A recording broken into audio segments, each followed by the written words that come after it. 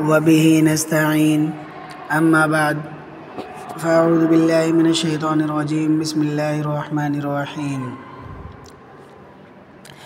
मोहतरम मुअज़्ज़ज़ सामिईन किराम, जैसा कि हम और आप जानते हैं, यह ऐसा दौर चल रहा है कि सुबह किसी से मुलाकात हो रही है और शाम में पता चल रहा है कि वो अचानक से बहुत बीमार हो गया, अचानक से तबीयत ख़राब हो गई, एडमिट हो गया, हॉस्पिटल में हफ्तों से पड़े हैं। ऐसे बहुत सारे मसाइल दरपेश है। चूँकि सेहत भी अल्लाह ताला की एक नेमत है और बीमारी भी अल्लाह ताला की तरफ से है, तो अल्लाह ताला सेहत देते हैं, ये अल्लाह ताला की मर्ज़ी है। और अगर अल्लाह ताला बीमारी देते हैं, ये भी अल्लाह ताला की मसलहत और हिकमत से खाली नहीं है। हदीस शरीफ के अंदर हज़रत बर्रा बिन आज़िब रज़ी अल्लाह अन्हु फरमाते हैं कि हुज़ूर अक़दस सल्लल्लाहु अलैहि वसल्लम ने हमें 7 बातों का हुक्म फरमाया। नंबर 1, मरीज़ की इयादत करना। दूसरे, जनाज़ों के पीछे चलना। तीसरे, छींकने वाले के अल्हम्दुलिल्लाह कहने के जवाब में यरहमुकल्लाह कहना।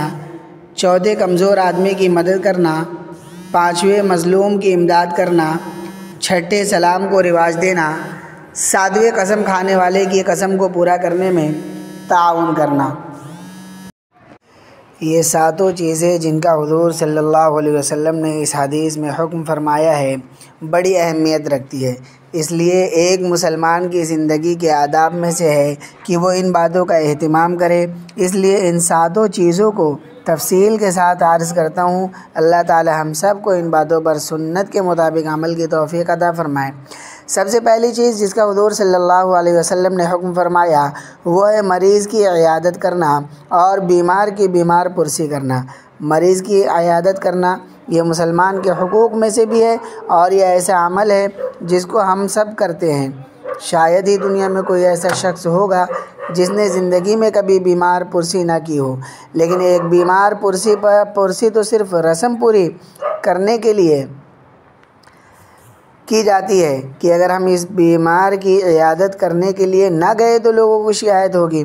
ऐसी सूरत में इंसान दिल पर जबर करके इयादत करने के लिए जाता है, इसलिए कि दिल में इखलास नहीं है। एक इयादत तो ये है, लेकिन हुज़ूर सल्लल्लाहु अलैहि वसल्लम जिस इयादत का ज़िक्र फरमा रहे हैं वो इयादत जिसका मकसद अल्लाह ताला को राज़ी करने के अलावा कुछ और ना हो, इखलास के साथ और अजर व सवाब हासिल करने की नीयत से इंसान इयादत करे। हदीस में इयादत के जो फ़ज़ाइल बयान किए गए हैं वो इसी पर मुरतब होते हैं।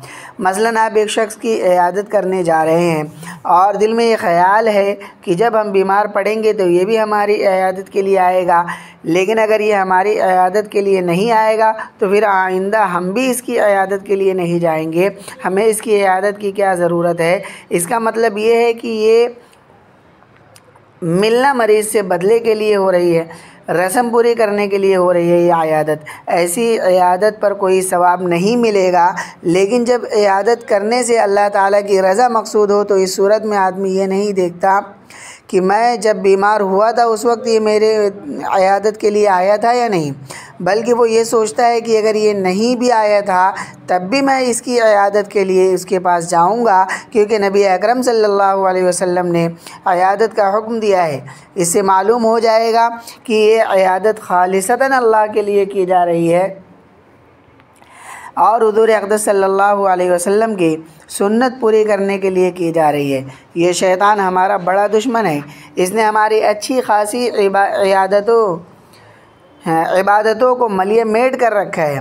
अगर उन इबादतों को हम सही नीयत और सही इरादे से करें तो इस पर अल्लाह ताला की तरफ से हमें बड़ा अजर व सवाब मिले और आखिरत का बड़ा ज़ख़ीरा जमा हो जाए। लेकिन शैतान ये नहीं चाहता कि हमारे लिए आखिरत में अजर व सवाब का बड़ा ज़ख़ीरा तैयार हो।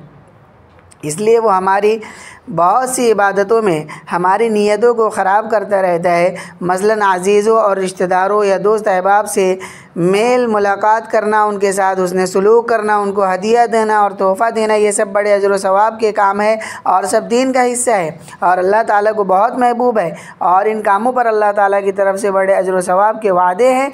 लेकिन शैतान नीयत को ख़राब कर देता है, जिसके नतीजे में वो शख्स ये सोचता है कि जो शख्स मेरे साथ जैसा सलूक करेगा मैं भी उसके साथ वैसा ही सलूक करूँगा। मसलन फ़ला शख्स के घर से मेरे घर कभी कोई हदिया नहीं आया, मैं उसके घर क्यों हदिया भेजूं? जब मेरे यहाँ शादी हुई तो उसने मुझे नहीं दिया, मैं उसके यहाँ शादी में क्यों हदिया दूं? और फ़ला शख्स ने जो चूँकि हमारे यहाँ शादी के मौके पर तोहफ़ा दिया था, लिहाजा मैं भी उसकी शादी में ज़रूर तोहफ़ा दूँगा। जिसका नतीजा ये हुआ कि एक मुसलमान भाई को हदिया और तोहफ़ा देने का अमल, जिसकी हुज़ूर अक़दस सल्लल्लाहु अलैहि वसल्लम ने बड़ी फ़जीलत बयान फरमाई थी, शैतान ने उसके अजर व सवाब को खाक में मिला दिया और अब आपस में हदिया और तोहफ़ा का जो लेन देन हो रहा है वो बतौर रस्म के हो रहा है और बतौर न्योता हो रहा है। ये सिला रहमी नहीं है बल्कि ये दिखावा है, ये एक रस्म है। ये हमारे मुआशरे में एक नासूर बनकर जो रस्म उभर रही है वो उसको हम अदा कर रहे हैं।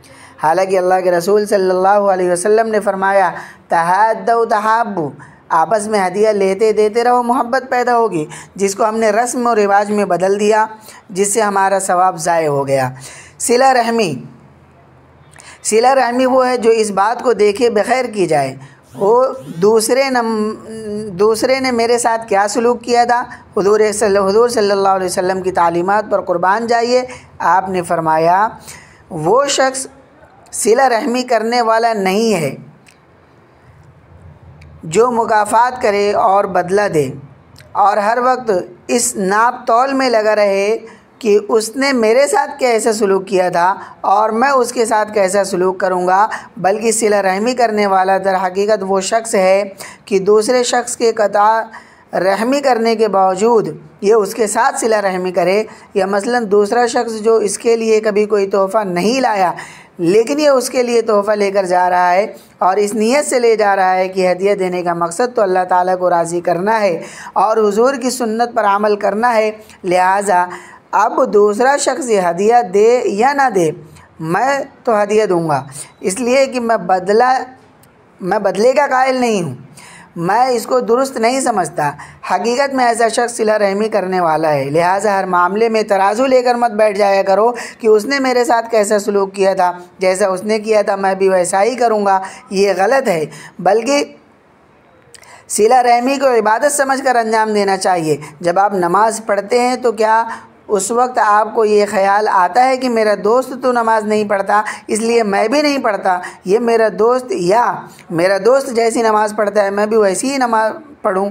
नमाज के वक्त ये ख़याल नहीं आता, इसलिए कि उसकी नमाज़ उसके साथ है, तुम्हारी नमाज़ तुम्हारे साथ है, उसका अमल उसके साथ है, तुम्हारा अमल तुम्हारे साथ है। बिल्कुल इसी तरह सिला रहमी भी एक इबादत है। अगर वो सिला रहमी की इबादत अंजाम नहीं दे रहा है तो तुम तो उस इबादत को अंजाम दो और अल्लाह ताला के हुक्म की इताअत करो। इसी तरह अगर वो तुम्हारी इयादत के लिए नहीं आ रहा है तो तुम उसकी इयादत के लिए जाओ, इसलिए कि इयादत करना भी एक इबादत है। ये इबादत भी ऐसी अज़ीमुश्शान है कि एक हदीस में नबी करीम सल्लल्लाहु अलैहि वसल्लम ने इरशाद फरमाया कि जब एक मुसलमान दूसरे मुसलमान भाई की इयादत करता है तो जितनी देर वो इयादत करता है वो मुसलमान भाई मुसलसल जन्नत के बाग में रहता है जब तक वो वापस ना आ जाए। दूसरी हदीस में हुज़ूर सल्लल्लाहु अलैहि वसल्लम ने इरशाद फरमाया, यानी जब कोई मुसलमान बंदा अपने मुसलमान भाई की सुबह के वक्त इयादत करता है तो सुबह से लेकर शाम तक 70,000 फरिश्ते उसके हक़ में मग़फ़िरत की दुआ करते रहते हैं, और अगर शाम को इयादत करता है तो शाम से लेकर सुबह तक 70,000 फरिश्ते उसके हक़ में मग़फ़िरत की दुआ करते रहते हैं और अल्लाह ताला जन्नत में उसके लिए एक बाग़ मुतय्यन फरमा देते हैं।